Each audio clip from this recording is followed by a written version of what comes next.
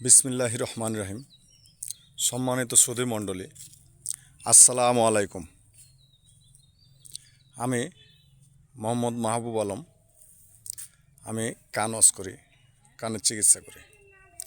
যাদের কানে খোল হয়ে যায়, কানে ছাগলের নাদের মতো গোটা হয়ে যায়, কানে ঝাঁপ ধরে যায়, কানে কম শুনে, কানে পাথর হয়ে যায়, কানে বহিরা ঠসা হয়ে যায়, কানের যে কোনো সমস্যা অপারেশন ছাড়া চিকিৎসা করে দেওয়া হয়।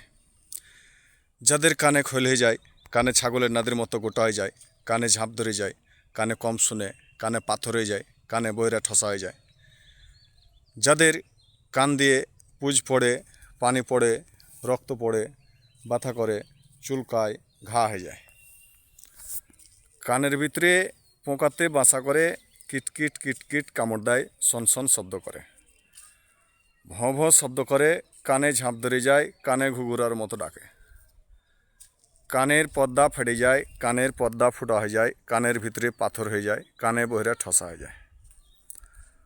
কানের যে কোনো সমস্যা অপারেশন ছাড়া চিকিৎসা করে দেওয়া হয়।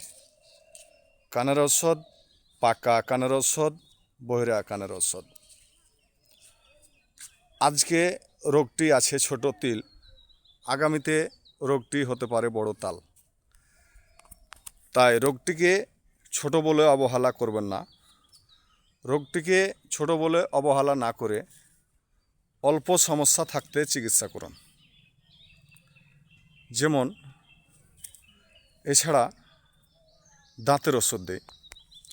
যাদের দাঁত শিরশির শিরশির করে, দাঁতের মাড়ি ফুলে যায়, দাঁতে পানি ধরে, দাঁত কন কন কন কন করে, দাঁত পোকাতে খেলায়, দাঁতের যে কোনো সমস্যার জন্য ওষুধ দেওয়া হয়, দাঁতের পোকা লাগা ভালো হয়।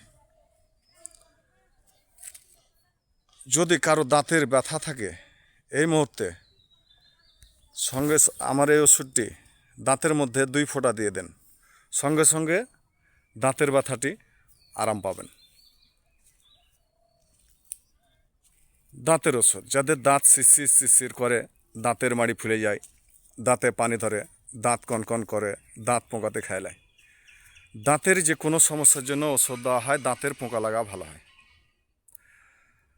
ঘায়ের ওষুধ, যাদের হাতে ঘা, পায়ে ঘা, দাউদ, একজিমা, চুলকানি, পাপড়ি, বিষ ঘা, অনেক দিনের নতুন পুরাতন ঘা, যে কোনো ঘায়ে ওষুধ লাগান, কারেন্টের মতো আরাম।